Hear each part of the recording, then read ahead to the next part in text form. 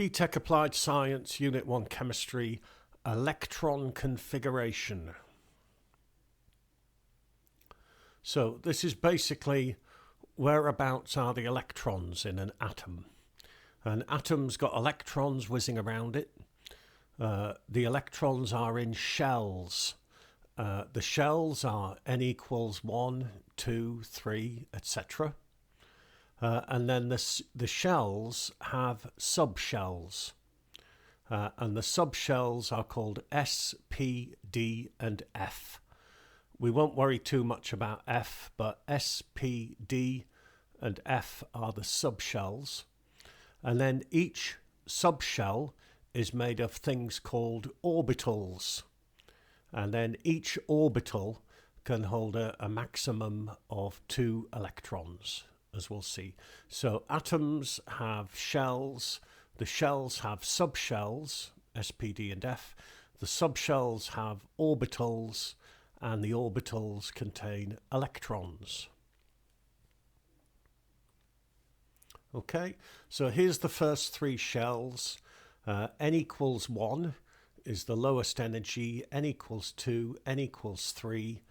These are the first 3 shells. Then the subshells, the N equals 1 shell just has S. N equals 2 has S and P. And then N equals 3 has S and P and D. And then each subshell is made of orbitals. The S subshell just has 1 orbital. The P subshell has 3 orbitals, and the D subshell has 5. If you remember 1, 3, 5, and then guess what SPDF, guess how many orbitals F has got. And each orbital can hold 2 electrons. Sounds a little bit tricky, but you get used to it. It's pretty straightforward once you've got your head around it. So S is 1 pair of electrons. The first shell can only hold 2 electrons, you probably remember from GCSE, so it only has an S orbital. The second shell can hold 8 electrons, so it has an S and 3 P orbitals. So that's 2 plus 6 is 8. The third shell can hold 18 electrons, so it has an S, 3p, and 5d orbitals. Okay, let's look at a few examples. So fluorine has got 9 electrons. So what we're going to do is we're going to fill up all the available spaces. And its electron configuration is 1s2, 2s2, 2p5. And that basically means fill up the bottom first. So in n equals 1, the first shell fills up first, and there's 2 electrons. You see that orbital is full. Then you go to n equals 2, and you fill up the s orbital, up, down. The electrons are, imagine them spinning opposite to each other. So you represent one of them with an up arrow and the other one with a down arrow. They spin opposite to each other. And then how many electrons have we got left? Well, we've got 5 electrons left. So in the n equals 2 shell, it's up, down, up, down, up. You actually fill the up ones first. The chemistry teacher told me a nice little trick. Imagine you go on a bus and there's lots of pairs of seats. Now, if there's a pair of seats free, people don't sit down next to somebody else. They'll always go for a seat which is part of a free pair. And it's the same with the electrons. In this P subshell, they'll do up, up, up, and then down, down, down. Or they could do down, down, down, and then up, up, up. Doesn't matter. But you fill up the ups before you start filling up the downs. Okay. Few little complicated bits. Calcium has got 20 electrons. What would its electron configuration be? Now, you just really need to know about potassium and calcium here. We will only do the first 20 elements, and calcium is the 20th element. Its atomic number is 20. Don't worry about anything beyond calcium. Okay?